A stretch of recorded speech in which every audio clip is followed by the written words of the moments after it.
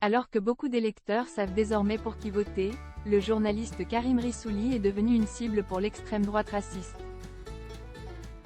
Né en 1981 à Angers, Karim Rissouli a grandi avec des parents travailleurs sociaux.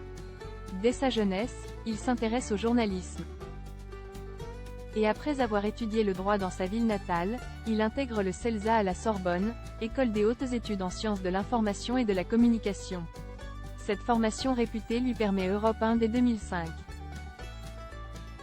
Par la suite, Karim Rissouli a aussi fait ses preuves sur Canal+, notamment dans Le Grand Journal. Puis en 2015, il passe sur France 2 dans Des paroles et des actes, l'émission animée par David Pujadas. Depuis 2016, il intervient essentiellement sur France 5, dans des programmes comme En Société ou C'est ce soir. Sa spécialité, l'actualité politique. Mais sa carrière et ses origines font enrager une partie du public. Karim Rissouli a décidé d'afficher son corbeau. En ayant un poste à la télévision, le journaliste a l'habitude de recevoir des critiques parfois virulentes, y compris sur la toile. Ayant un père marocain, il sait de quoi certains Français sont capables, quand ils sont certains de garder l'anonymat.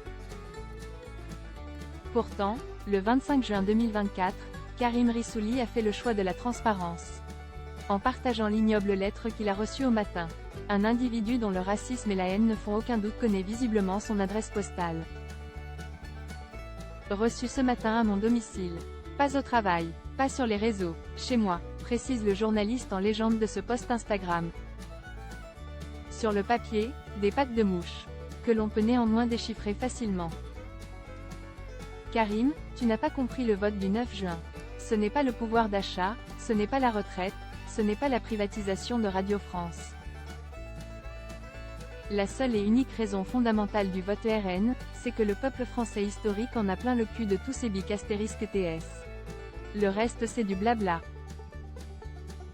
Non seulement Karim Rissouli a droit à des injures qui semblent sorties tout droit du temps d'OAS. Mais en plus, l'auteur, qui n'a pas signé le courrier, présente le journaliste comme un étranger, un citoyen de seconde zone.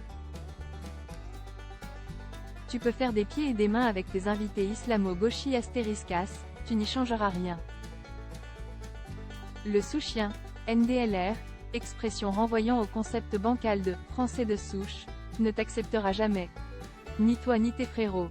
Et même malgré le nombre, vous ne posséderez jamais la France. Après ces révélations, l'animateur de France 5 a reçu une vague de soutien. De la part de nombreuses personnalités, comme Laura Felpin, Stéphane Gaillard, Judith Godrèche, Clara Luciani. Mais aussi d'autres journalistes comme Salomé Saké ou Rémi Buisine. On dirait bien que dans l'Hexagone, les idées les plus rances se libèrent de plus en plus. Sans complexe, mais sans signature, tout comme les lettres de dénonciation d'autrefois.